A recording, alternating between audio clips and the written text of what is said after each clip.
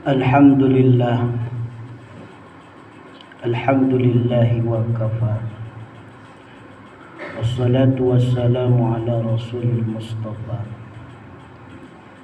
Asyhadu an la ilaha illallah wahdahu la syarika lah, lahul asmaul husna. Wa asyhadu anna sayyidana Muhammadan abduhu wa rasuluhu alladzi ba'dahu la nabiyya wa la rasulah. Allahumma fassalli wa sallim ala rasulillah wa ala alihi wa ashabihi wa mawalah. Amma ba'du, fa ya ibadallah, usini nafsi wa iyyakum bittaqwallah. Ittaqullaha haqqa tuqatih wa la tamutunna illa wa antum muslimun. A'udzu billahi samiil 'aliim minasy syaithaanir rajiim. Bismillahirrahmanirrahim. Ya ayyuhalladzina amanu taqullaha haqqa tuqatih wa la tamutunna illa wa antum muslimun. Hadirin jamaah Jumat rahimakumullah. Untuk mengisi wasiat bittaqwa, mari kita memaknai dan menyelami satu ayat di dalam Al-Quran atau satu surah pendek di dalam Al-Quran, dan ini adalah surah terpendek kedua di dalam Al-Quran, yaitu surah Al-Asr. Jadi surah yang terpendek di dalam Al-Quran itu yang pertama adalah surah Al-Kautsar, inna a'tainakal kautsar, dan lain sebagainya.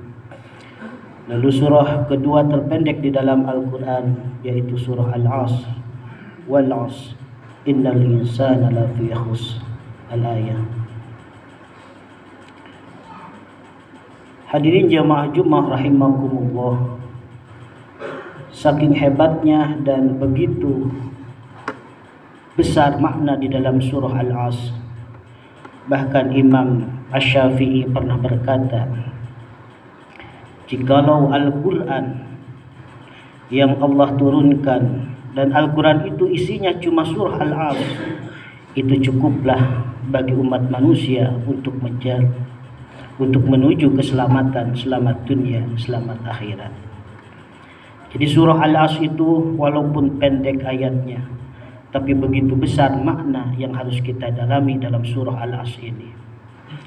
Para sahabat dulu kebiasaannya, kalau para sahabat berkumpul ataupun mengadakan acara, para sahabat tidak pernah bubar terlebih dahulu sebelum perkumpulan tersebut ditutupi dengan surah Al-Asr, wal 'asri innal insana lafi khusr.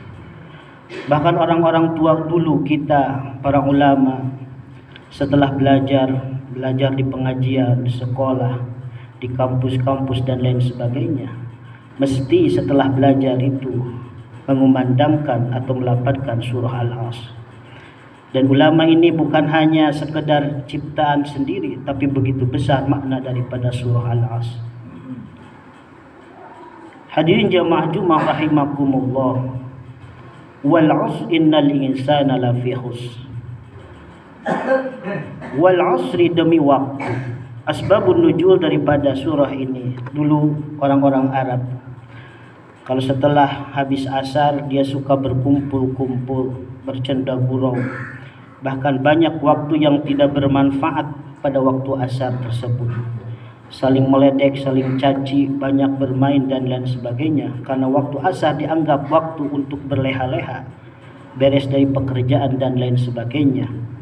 Makanya orang Arab pada waktu itu sangat begitu tidak menyukai ataupun begitu menghinakan pada waktu asar.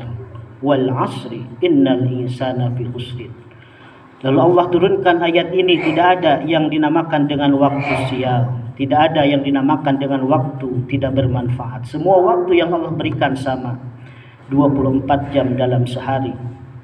Orang yang berdagang tidak laku dagangannya, wah hari ini adalah hari sial. Tidak ada hari sial, tidak ada hari yang jelek di dalam Islam ataupun di dalam kehidupan. Semua waktu, hari, 7 hari dalam seminggu, semuanya adalah modal untuk kita. Innal insana lafi khusr. Jadi ayat ini yang pertama, surah ini mengumandangkan kepada kita tentang waktu. Tidak ada waktu yang dinamakan waktu jelek ataupun waktu sial di dalam kehidupan kita. Begitupun begitu agungnya waktu kalau orang 70 tahun dia beribadah kepada Allah. 15 detik di akhirnya sebelum meninggal dia mengakui apa? Dia murtad, keluar dari Islam, menjadi orang kafir. 70 tahun yang dia ibadahi selamanya, hanya dengan 15 detik dia mengingkari Allah, mengingkari Rasulnya, maka dengan waktu tersebut dia menjadi hancur, menjadi celaka. Atau sebaliknya, ada orang yang ahli maksiat, 70 tahun maksiat kepada Allah Subhanahu wa taala, tapi 15 detik sebelum meninggal dia bertaubat kepada Allah, mengakui Allah Rabbnya, kesalahannya, bertaubat kepadanya. Yang tadinya menjadi ahli neraka, dia kembali menjadi ahli surga. Itu pun karena waktu. Yang kedua, dalam surah ini Allah memberikan jaminan. Ada satu jaminan kepada kita. Kalau kita ingin menjadi orang-orang yang beruntung, innal insana lafi khusr. Jadi khusrun itu dalam bahasa Arab itu bisa diartikan dengan kecelakaan, kerugian, hal-hal yang tidak baik. Itu di dalam bahasa Arab biasanya disebut khusrun. Innal insana lafi khusr. Sungguh manusia berada dalam kerugian, kecelakaan, ketidakberuntungan. Allah memberikan statement dalam surah ini, kalau kalian ingin menjadi orang-orang yang selamat, orang-orang yang beruntung, dua amalannya atau dua kuncinya. Satu, harus beriman, dan yang kedua harus beramal soleh. Jadi iman dan amal soleh adalah kata kunci atau dua kunci yang menjadi keselamatan kita, keberuntungan kita hidup di dunia sampai hidup di akhirat. Dan ayat ini yang terakhir menekankan kepada kita watawassaw bil haq watawassaw bis sabr. Bagaimana kita harus saling menasehati satu sama lain. Seorang kakak menasihati seorang adiknya. Begitupun seorang kakak tidak canggung dan tidak merasa dipermalukan ketika diberi nasihat oleh adiknya. Seorang atasan, seorang bos memberi nasihat kepada bawahannya pun demikian. Seorang bos jangan merasa terhina ketika dinasihati oleh bawahannya. Seorang presiden oleh rakyatnya, rakyat oleh presidennya, dan lain sebagainya. Karena inti daripada kehidupan ini, bagaimana kalau kita ingin selamat, harus saling menasehati satu sama lain. Ada nabi yang hidup sejaman. Jadi kita jangan mengira nabi itu hidup satu, tidak. Jadi ada nabi yang hidupnya sejaman, seperti Nabi Yahya dengan Nabi Isa. Jadi Nabi Yahya dengan Nabi Isa itu beliau hidup dalam satu zaman. Kalau Nabi Isa dengan Nabi Yahya bertemu, biasanya itu Nabi Isa sebelum meninggalkan atau saling berpisah dengan Nabi Yahya, ya Yahya, berilah nasihat untukku. Pun demikian Nabi Yahya ke Nabi Isa sebelum berpisah dengan Nabi Yahya, ya Yahya, berilah nasihat kepadaku. Jadi seorang hamba yang akan selamat, yang tidak akan mengalami kerugian, adalah orang-orang yang bisa saling menasihati satu sama lain, satu dengan yang lainnya, supaya menjadi orang-orang yang selamat, selamat yang tidak merugi, selamat dunia, selamat akhirat. Amin ya Allah ya rabbal alamin. Barakallahu li wa lakum wa nafa'ani wa iyyakum bima fihi minal ayati wa dzikril hakim wa taqabbala minni wa minkum tilawatahu innahu was-sami'ul alim. Aqulu qawli hadza wa astaghfir innahu wal ghafurur rahim.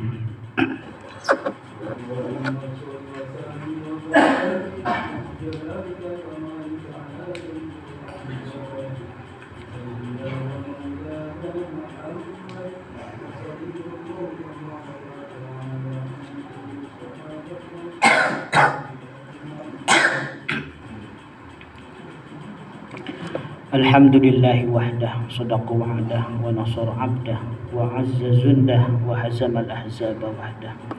Asyhadu an la ilaha illallah wahdahu la syarikalah, wa asyhadu anna sayyidana Muhammadan 'abduhu wa rasuluhu alladzi la nabiyya wa la rasula ba'dah.